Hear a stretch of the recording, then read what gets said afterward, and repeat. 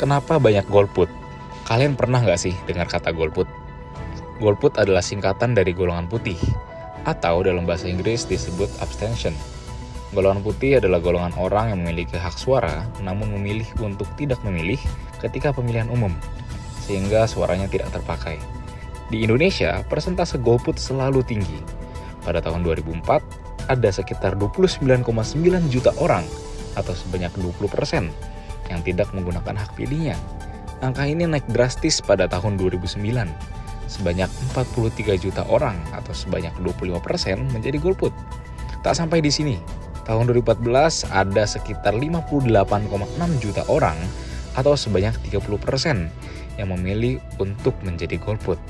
Tetapi pada data terakhir tahun 2019 ada sekitar 34,7 juta orang atau sebanyak 18% orang memilih golput. Data-data tersebut sangat mengejutkan kan? Nah, kira-kira kamu tahu tidak kenapa angka golput di Indonesia selalu sangat tinggi?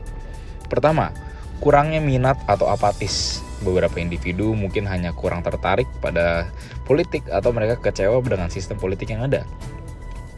Mereka mungkin percaya bahwa suara mereka tidak akan membuat perbedaan atau politisi tidak mewakili kepentingan mereka secara memadai. Kedua, ketidakpuasan dengan pilihan politik. Pemilih mungkin merasa tidak puas dengan kandidat atau partai politik yang tersedia. Jika mereka merasa kurangnya pilihan yang layak atau jika mereka merasa terputus dari kebijakan dan ideologi yang disajikan, mereka dapat memilih untuk abstain dari pemungutan suara.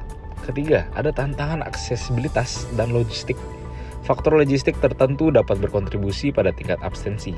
Misalnya, individu yang tinggal di daerah terpencil atau pedesaan mungkin menghadapi kesulitan untuk mengakses TPS, terutama jika pilihan transportasi terbatas. Yang keempat, masalah pendaftaran pemilih. Masalah yang terkait dengan proses pendaftaran pemilih seperti daftar pemilih yang sudah usang, informasi yang salah, atau kesulitan dalam mendaftar dapat membuat individu enggan berpartisipasi dalam pemilu. Yang kelima, ada kurangnya kepercayaan pada proses pemilu. Jika orang meragukan transparansi, keadilan, atau integrat proses pemilu, mereka mungkin memilih untuk tidak memilih. Yang keenam, faktor sosial ekonomi. Kondisi ekonomi dan kesenjangan sosial dapat mempengaruhi perilaku memilih. Individu yang menghadapi kemiskinan, pengangguran, atau tantangan signifikan lainnya mungkin memprioritaskan kebutuhan mendesak mereka daripada berpartisipasi dalam proses pemilu. Itulah 6 alasan kenapa banyak yang pilih untuk menjadi golput di Indonesia.